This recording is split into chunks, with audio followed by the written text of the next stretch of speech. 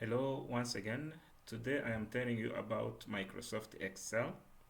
So Excel is a program which is specialized at performing calculations and also at representing data graphically using what we call charts. So the working environment of Excel is looking like this.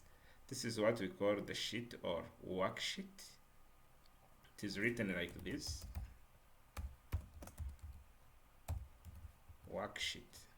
Then the document of Excel or simply book. So the worksheet can also be called sheet. That's why you can see here it is written sheet 1, sheet 2, sheet 3. Then the plus button is used to add an additional working environment. As you read, it says new sheet. So this sheet or this document of Excel has got different tabs at the top. Starting from the left side, it is File tab. When we click on it, this environment is called Backstage View, whereby you can open existing documents, you can save them, you can share them via email or invite people to work on them. You can export them to PDF and so on. You can even close them. So this environment is called Backstage View. It is written like this. Backstage View. So next to home we have next to file we have home, then insert and so on. These are called tabs. So each tab has got its specific tools and commands which are used for a specific function. So the part which is showing the tools, it is called ribbon. Ribbon like this. This ribbon keeps changing its appearance as we keep on selecting specific tabs.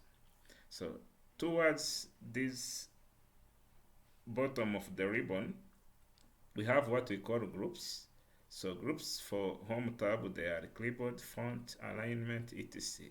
For insert, they are these. So each group has its own set of commands which are used to perform, tasks in Excel.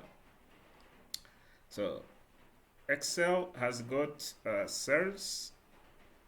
So these are the cells which make up a worksheet or the working environment, which has got A, B, C, D, etc. letters. Let us try to move to the right side. After Z, we have double A. We continue after A, B, C up to AZ, we have BA. This continues until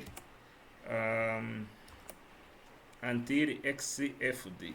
To reach the end of the sheet, you make the keyboard shortcut of Ctrl and the right arrow key on the keyboard.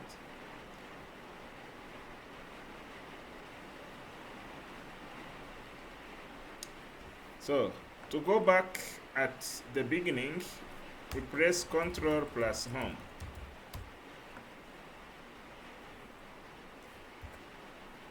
Now, these are columns.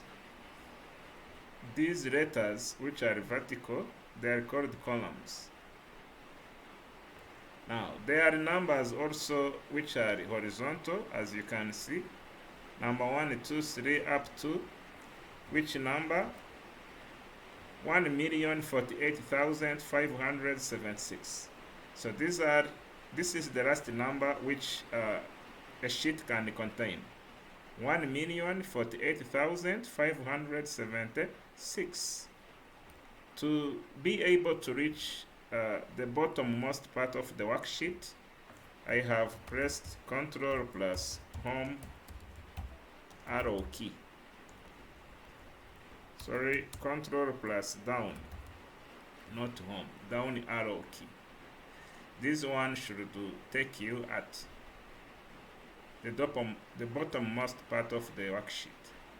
We again press Ctrl Home. So in a worksheet, when we press or when we select a specific cell, you can see this number keeps changing. This combination of a letter and a number keep keeps changing. So as you might have remarked,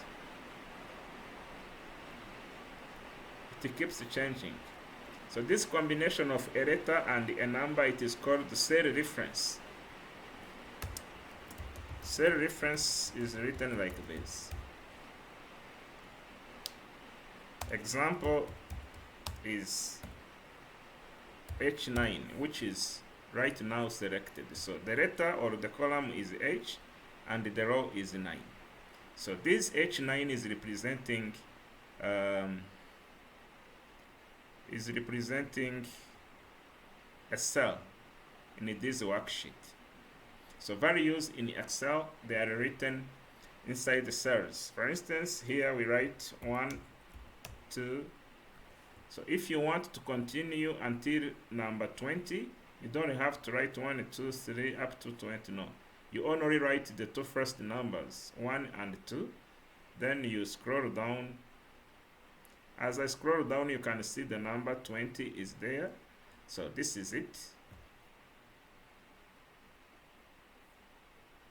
This is what we call autofill. Autofill is written like this. Autofill.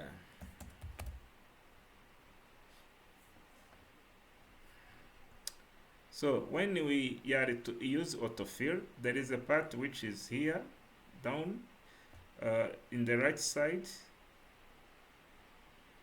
So right bottom side of this selection is having a square. This square is called fill handle.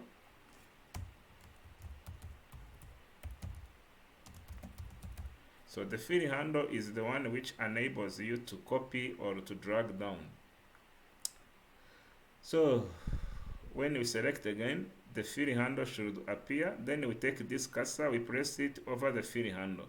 So as you can see, the appearance of this cursor has changed into a black cross. So we press down the left button, then we move down.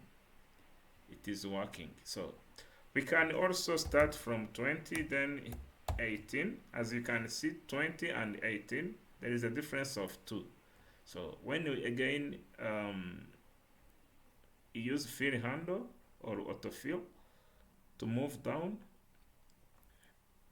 you should get this result. So each number is being decremented by 2. So 20 negative 2 is 18, 18 negative 16, it is 18 negative 2, it is 16, 16 negative 2, it is 14, 14 negative 2, it is 12, and so on and so forth until negative 18.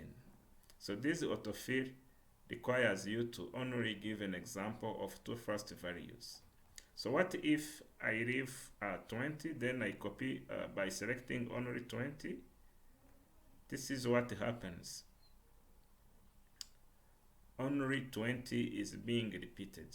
So when we write again 1, we don't write any other thing. We select by only choosing 1. It keeps being repeated. There is other techniques which can enable you to fill some similar data in a given range of cells. So what do we call range? So a range is a specific set of cells starting from a specific address and ending at a specific address. For instance, when I select from A1 up to A11, this is what we call the range. Range is written like this. Example, A1, A11. So we have A1, A2, A3, A4, up to A11. So when we write A1, A1 is the starting, then A11 is the ending cell. All the cells in between A1 and A11, they are all constant. So when we want to fill some similar data in a specific range of cells, first select like this, then we write maybe hello, then control home. We make the shortcut of control home. The word hello should be contained in each and every cell. So we can as well write some data in the same cell but on different lines. For instance, we write university, then we press Alt Enter. We make the combination of Alt Enter to go to the next line, Alt Enter to go to the next line, of Alt Enter, then Enter. This is what it gives. University of Rwanda on 3 lines in the same cell. So with the Excel, you can also perform calculations. Let's say this is set A, then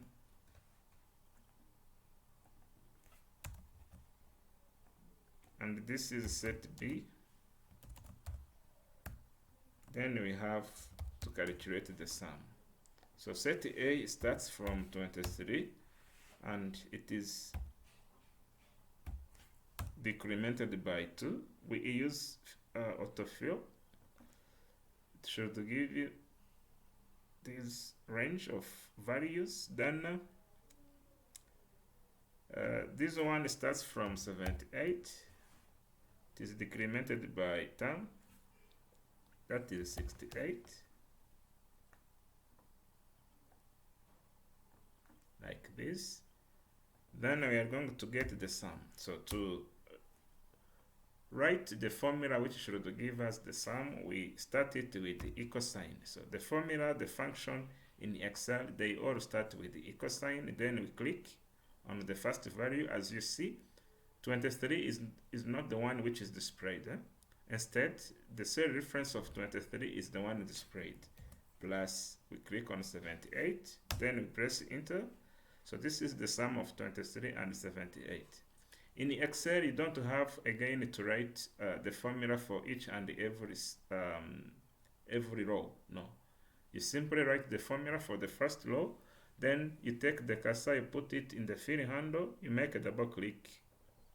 Immediately, the sum for each and every series of values is given. Now, when we want to write to get the sum of all the values in set A, we write equal sum, then we select all the values starting from 23 or from 8 up to 23. We press enter. This is the sum. So this is what we call the range. As you can see, it is getting the sum of values included between A2 and A17. So A2 is 23 and A17 is 8. All the values in between, they are all constant. So this is how we write actually a formula. We can also get the same answer using the function. For instance, we write equal, then we go to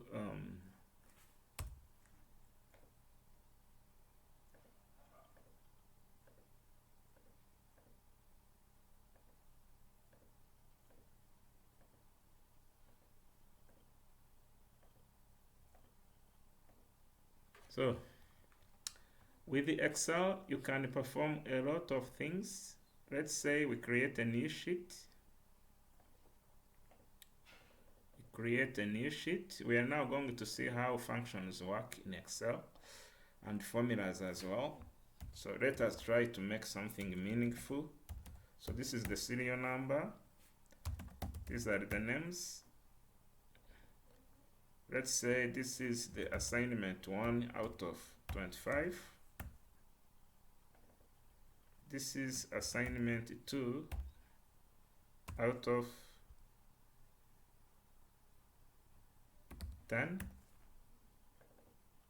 This is the cut out of 15.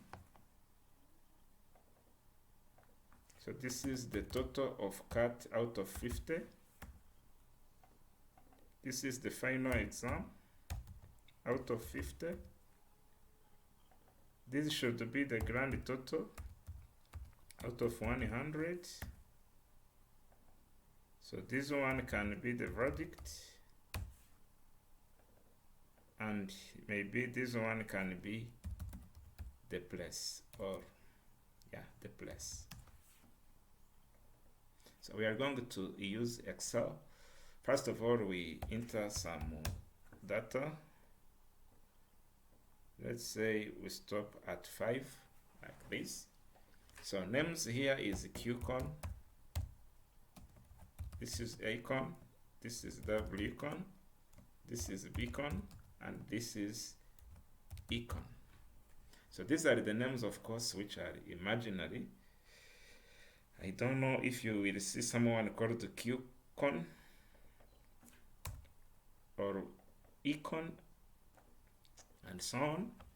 So for assignment 1 out of 25, let's say QCon gets 15 marks, Acon gets 20, WCon gets 8.5, Bcon gets 10, and Econ gets 14. For assignment 2, let's say QCon gets 8, this one gets 9.5, this one gets 7, and Bcon gets, let's say, 10. Econ gets 7.5. For cut out of 15, let's say QCon gets 11, Acon gets 13, WCon gets 4.5, Bcon gets 12.5, Econ gets 11. So we should get the total first. So to get the total, we select all the marks for QCon, starting from assignment 1 up to cut. Then we continue. We also add an empty cell which should contain the total out of 50 for this specific student. After selecting, we go to Home tab, then we click on Auto Sum. So this is the sum for QCon. Again, we calculate by simply pressing the cursor over the fill handle, then we double click. Then we can highlight this as totals, like this. After getting the total, we can also provide the marks for the final exam. Let's say QCon has got out of 50, QCon got 30. This one got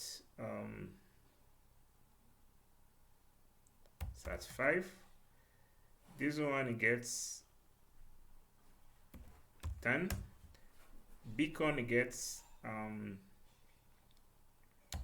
20, and Econ gets 17.5. So this is the column for the final exam marks. Now let's get the grand total. So we this time we use the function equal, then plus, we click on 30. We again copy the formula by double clicking the fill handle. You have seen it. So when the cursor changes into a black cloth, we press the cursor over the fill handle. When it changes into a black cloth, we make a double click like this. Now we can also align these results like this using center alignments. Now the verdict.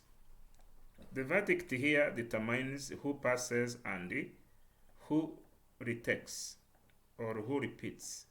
So as you can see, the percentage is 64, 7.5 and so on. So anyone who will pass is the one who has got either greater than or equal to 50 or less than 50. So we simply select this one. We go to Formulas tab. We click on Insert Function. So if is there, if you don't see if listed here, you simply delete this, then you write if, then you click on Go, it should be selected. Then OK. So we click on this box, then we press down, we don't release, then we can move it over the screen. If the box is covering this cell, which is to contain the formula, you have to click on it, then you press down, you hold it, then you move it to this side. Now, like this. So we have to specify the three things. The first thing is the logical test. What are we comparing? So we take the cursor, we click on the percentage for the first student. So we can use either less than 50, then the first value will be the answer of the condition. If the condition returns true, it means the student should retake. So then otherwise, it means when the formula returns false, the students should promote. So you can either do like this, or simply you write, instead of less than, you use greater than or equal to 50. The student should pass, then retake or repeat. So then you click on OK. So the first student passes, then we copy, only one student retakes. You can also highlight some cells to know who has failed in a specific assessment. For instance, assignment 1 is out of 25. We can select all the marks for this column C. We go to Home tab. We use conditional formatting. So we choose highlight cells rules, then less than 12.5. Then OK. So anyone who is having the max which is less than 12.5, his or her marks should be highlighted like this. So we again highlight the column D, conditional formatting, less than.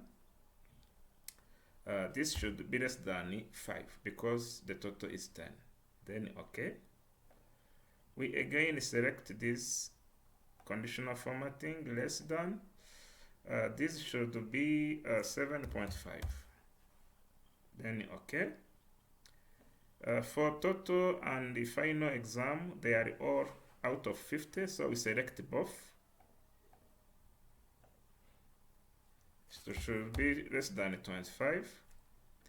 Then the grand total out of 100, it should be less than 50. We only have one. Now the place. Who is the first in the class? Who is the second? Who is the last? So if you want to rank them, you use the function rank.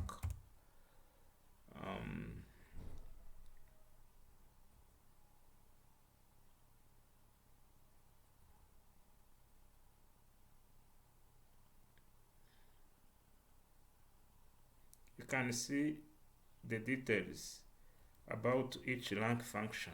The first one returns the rank of a number in a list of numbers, its size relative to other values in the list. If more than one value has the same rank, the average rank is returned. Then, so I don't know if you understand this, if the two students have got the same marks, for instance 64 and 64. So the average rank is the one which is returned. Now there is another one called rank.eq. So returns the rank of a number in a list of numbers, its size relative to other values in the list.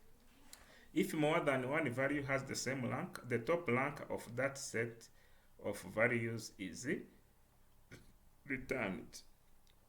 Then rank, this function is available for compatibility with Excel 2007 and earlier. Returns the rank of a number in a list of numbers, its size relative to other values in the list. So we can use this rank EQ. Of course, we write again rank EQ. Then we have to provide it with the number which is to be ranked. Then we give the reference. Reference is this one from H2 up to H6. Then the order.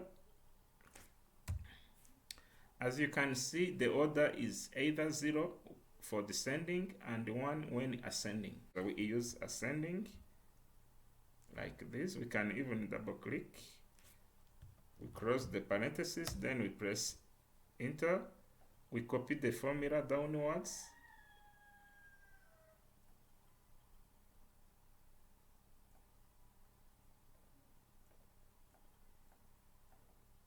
So as you can see, you have to be careful while dealing with Excel.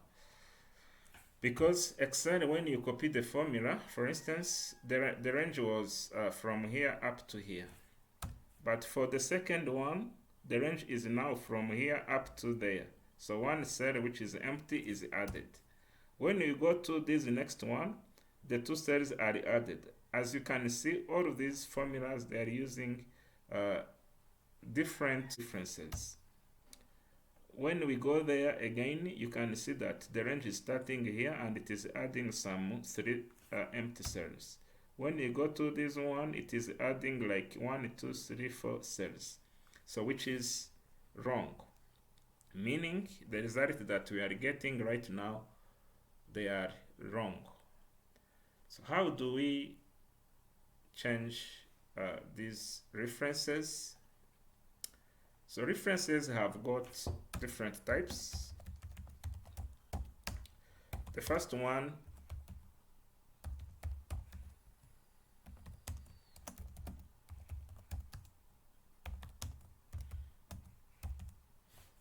so this absolute reference means when the range is this one, it should be absolute. There is no additional cell, 1 or 2, 3 cells added. When it is relative, like this, and we copy the formula downwards, so the cells which are empty will keep on being added inside the function. So when it is mixed, it is also using both absolute and relative. For relative, example is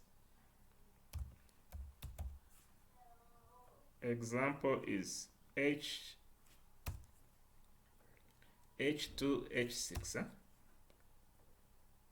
H2 up to H6. This is what we call the relative reference. When we copy downwards, these references will keep on changing by adding empty cells, as you have seen it yourselves. But when it is absolute, it is like this. We add this special $sign in front of each letter and each number. So this is $H, $2, $H, $6. So when we copy the formula downwards, this reference will remain the same. There will be no additional empty cells. So the mixed reference is like this. You either have a $sign in front of a letter, or you have a $sign in front of a number. This is what we call mixed reference. So to solve this issue that we had, we have to use this absolute reference. So we go back to our formula. We double click the cell containing 4, that is J2. Then in front of H we add a $sign, in front of 2 a $sign, in front of H a $sign, in front of 6 a $sign. When we press enter, we should get 4. Then we again copy downwards. So when we double click here, we will see that the reference remains the same. There are no additional cells. The reference remains the same. There are no additional empty cells. Double click again. There are no additional empty cells. The reference remains the same. Again, double click. The reference again remains the same. So, of course, the first student here has been the one who got rest marks because we have used ascending order. So let us change the order from ascending into descending, like this. We again copy the formula. You should see that the first now is the one who got the higher marks. The second is the one who got 64. The third is the one with 52.5. The fourth is the one with the 50, and the last, the fifth one, is the one with the 30 marks. So we can go on by also seeing other functions of Excel. We can use count, maybe attended. We can also see how many failed, minimum, maximum, average, and so on and so forth. So attended, we are going to use the function called count. We select the range, then we press enter. We should see that 5 attended. So we copy to the right side. So what if this student misses? The number, of course, should change. What if also this one misses the exam? As you can see, count keeps on, being updated. So in Excel, once you have written a function or a formula, and you change some of the operands which it is using, the function immediately will recalculate itself, and the answer should change as you have seen.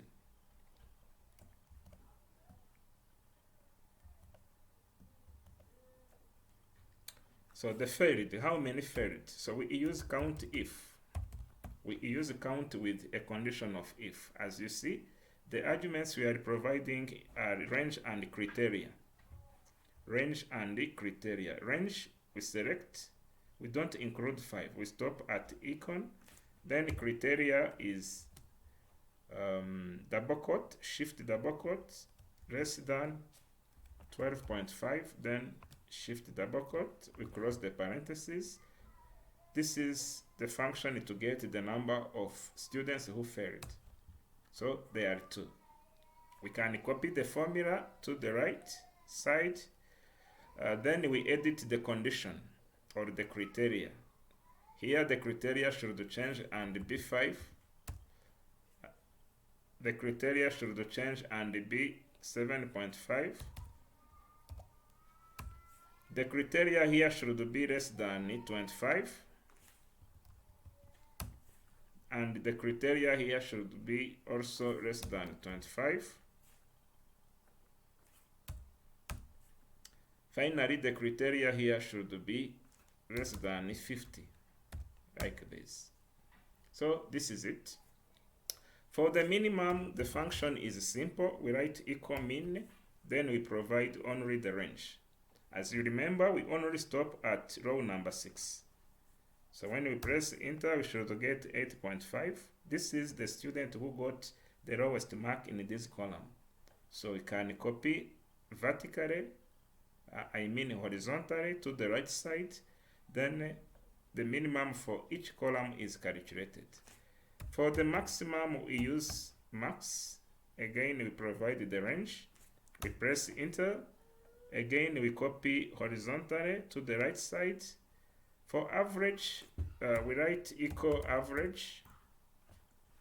We again provide the range, and we again copy horizontally. So this is it. This is how actually Excel represents information and performs calculations. So Excel also has another feature which is called charts. When we go to insert, we can see what we call charts. So for instance, we are to represent these marks and this one. To select it, you first select the first column, then control, you hold it down, then you select. So when you go to insert, you click on charts. You can see recommended charts. You click on recommended charts. So when you click on all charts tab, you can see the chart type called the column. You can see line, how it represents it using a line.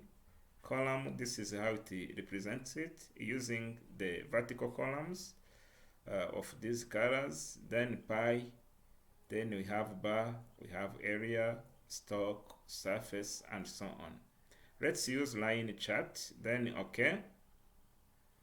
This is how it represents the marks for each and every student.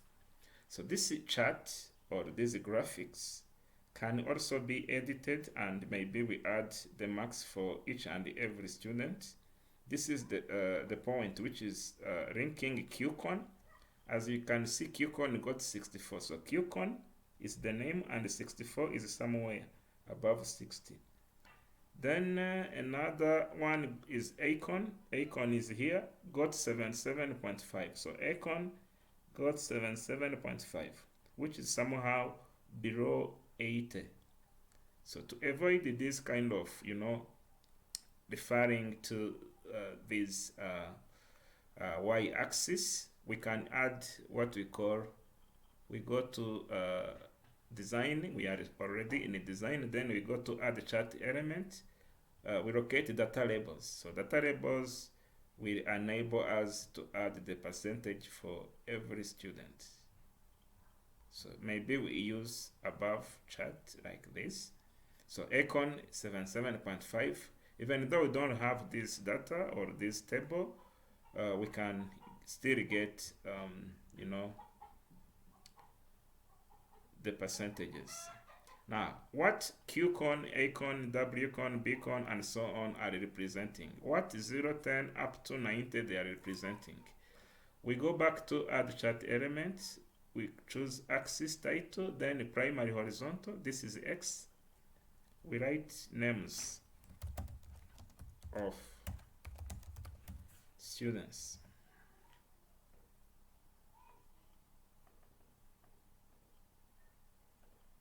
Now, here we should write grades or marks.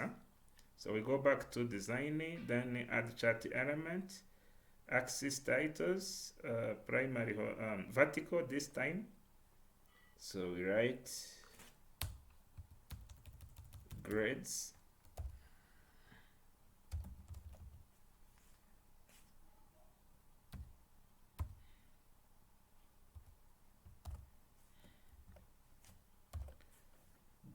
Grades. So grades, they're somehow rotated. So what if we wanted to rotate them to 90 degrees and they are like this? So we should go to, we simply click on this box containing grades, then we right click, we choose format axis title like this, then we choose this one,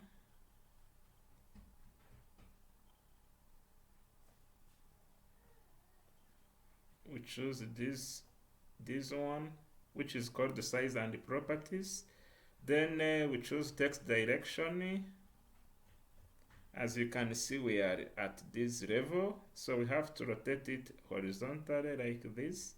then it should be grades like this. So we again close this one.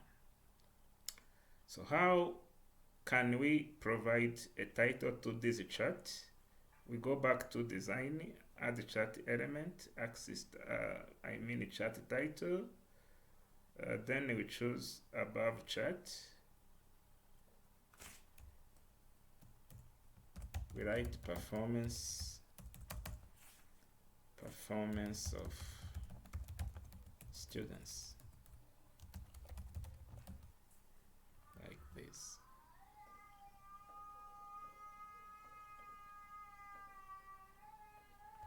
So this is how Excel uses functions.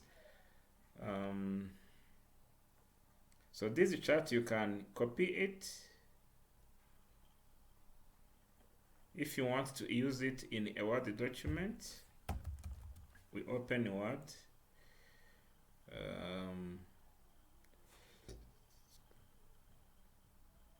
We open Word, then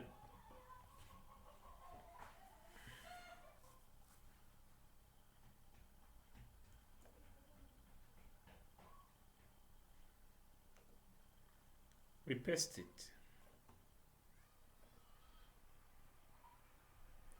So if you want to use it in a Word document, this is how you copy and paste it. So what if, first of all, this is what we call the sheet tab. This part which is containing the sheets is called the sheet tab. You can rename them like example by making a double click over it, double click over the name. Here you call it calculations. Here you can right click, you choose rename. You call it functions, and so on and so forth. You can even make a right click, you choose hide to hide it. So in case you wanted to unhide it or to show it again, you right click on any sheet tab, then you choose unhide. Then when there are many, you should choose which one is to be unhidden, like this. So what if you want to change the color the sheet tabs are using? Let's say we change the color for this example. So we go to tab color, then we choose yellow. Calculations, we choose this color. So they should be of different colors. So if you are working on various sheets, because Excel 2013 we are using can add up to 216 sheets. So if you have many sheets and maybe which are interrelated, the ones which are doing the same things, they can have the same color, then the others with different things will be having different specific colors. So what if we have this table, and in this sheet we want to get some data which are located here. Let's say these are too many, and maybe we want to filter or to get some data from them. So here we have names, we have program, we also have combination.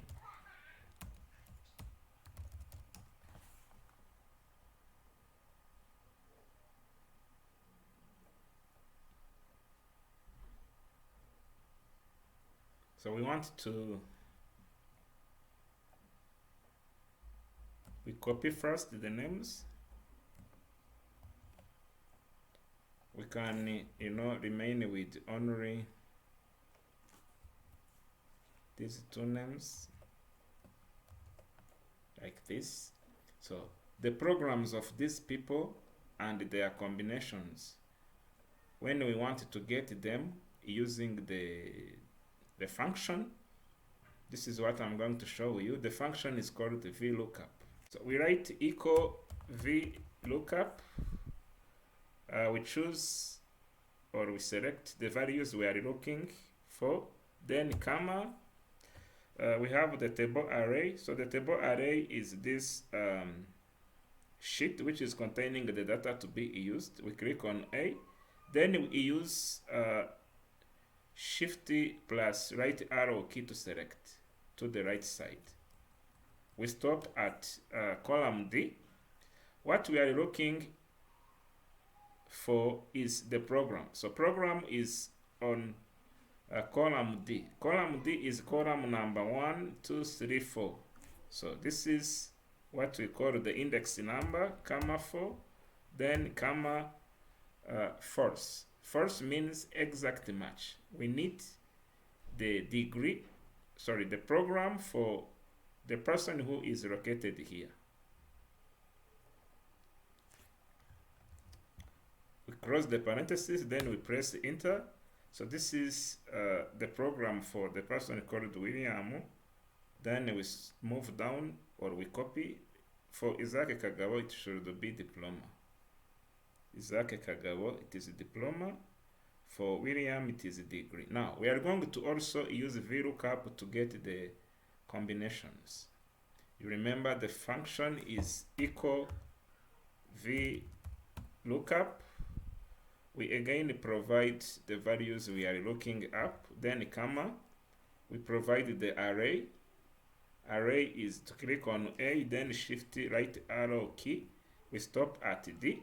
So combinations are on which column number. So column number 1, column number 2. So this is what we call column index. Then exact match. Double click first. We close the parentheses, then enter. So this is the combination for the person called William and the combination for the person called Isaac. So Isaac is MPE and William is BCE. And yeah, these are the exact values we got. So this is how we use the function called VLOOKUP.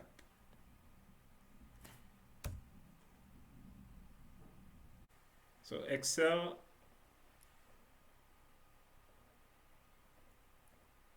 can also be saved for future reference. So you go to File, then you choose Save As, Computer, then we choose this folder. It is located on the desktop. Maybe we call it Uses of Excel. So the file type here, we are to specify it. When you save it as Excel workbook, it should get this extension .xlsx. So the Excel programs starting from 2007 up to date,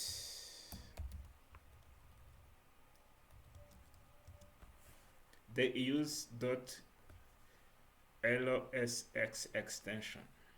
So the versions which were before 2007, so these are 2003, 2090, something and so on.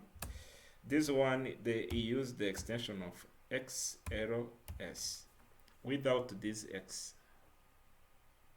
It is the same for Word also. It is .docx for Word versions which start from 2007, 2010, 2013, 2016, 2019, and so on and so forth. So the same for words which were there before 2007 was released, their extensions were .docx. So I don't know if you know the difference between PDF and Word. Do you know? So PDF in full means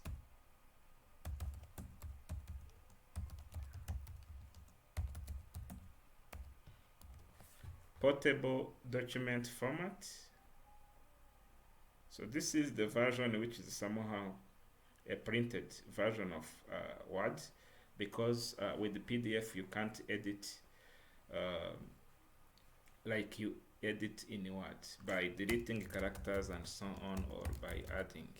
Of course, with today's technology, there is a way of, editing PDF documents by adding some contents and so on. But editing the existing content like this one, we delete and we replace it with something else. So with the PDF, it is quite difficult. You have to first open the PDF documents using Microsoft Office Word, then you will be able to write. So PDF is considered as a print version of a document. So you can convert a document of Word in a PDF, as you can also convert a document of Excel in a PDF.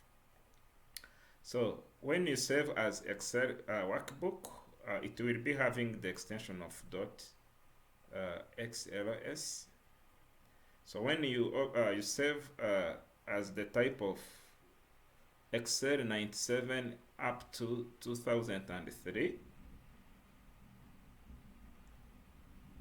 or this one, Excel 97 up to 2003 workbook, it should be .xls. So as you can see, also you can choose PDF. So when you choose PDF, it will be immediately portable document format.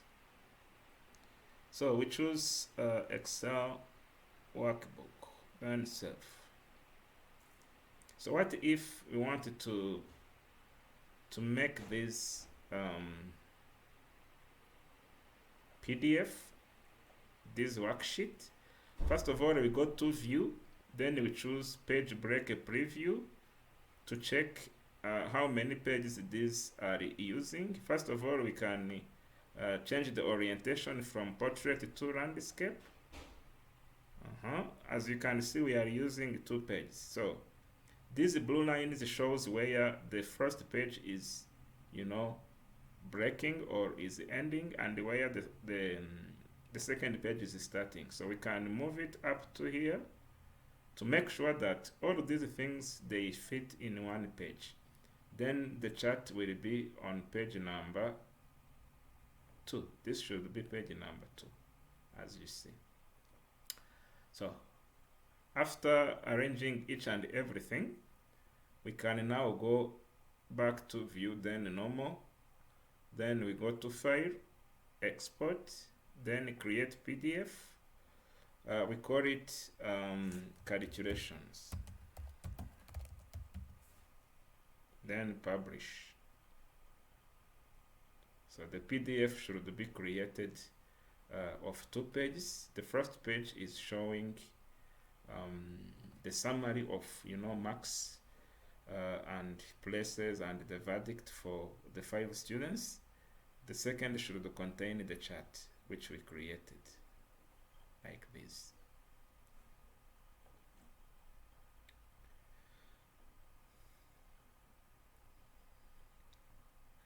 So the last thing which I want to tell you is about errors in Excel. You might have encountered some errors like hash div, like hash ref, like hash name, like hash value, and so on and so forth. So I'm going to quickly tell you and show you how these errors can be generated in Excel and how to solve the problem. So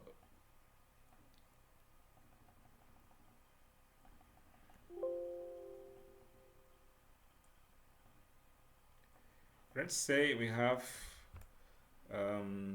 23, then we have A here, then we write equal 23 plus A. This should generate hash value showing that one of the operands used is not really a numeric value. As you can see, it is a letter A. So you should change A into a value. Let's say we put 12. So the error goes, it is solved. Why? Because A is there, is normal there. Now we bring it back to show the error. Then what if we are to take 11 and 84? We write 11 times 84. So we are going to delete 84 cell to generate another type of error.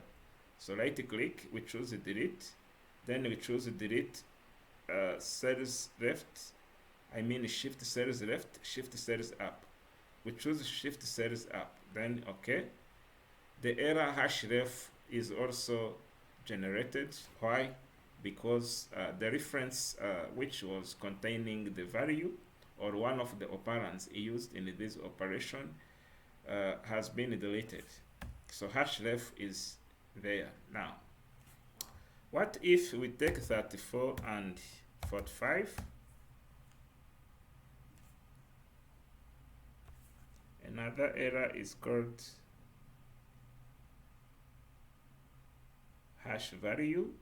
So we write equal 34 minus 45, then plus b, bb as a letter. So this is called hash name. So the name here, the name error is generated in case one of the operands is not a specific cell reference or a specific real value which should be there in the operation. So when it is the plus, it is the addition. So with the addition, you only add the numerical values, or you only add a letter with a letter to concatenate them or to combine them, but you don't add values to letters and so on. So this is the error generated called hash name. Another error is called hash div. So how is this error generated? So when you take a number, let's say 14, you write equal 14, divide, this is B4, you divide it with B4, then you press enter. This is hash div error which is generated. So hash div is generated in the case you are dividing a number with 0. You might ask yourselves, why is it considering it as 0 while the cell B4 is empty? So this is how Excel works. Any cell which is empty is used in a formula, it is always considered as being 0. So this is like taking 14 divided 0. So when we put 0 also, the error will remain. So when we put 2, the error is solved. So this is it. Thank you.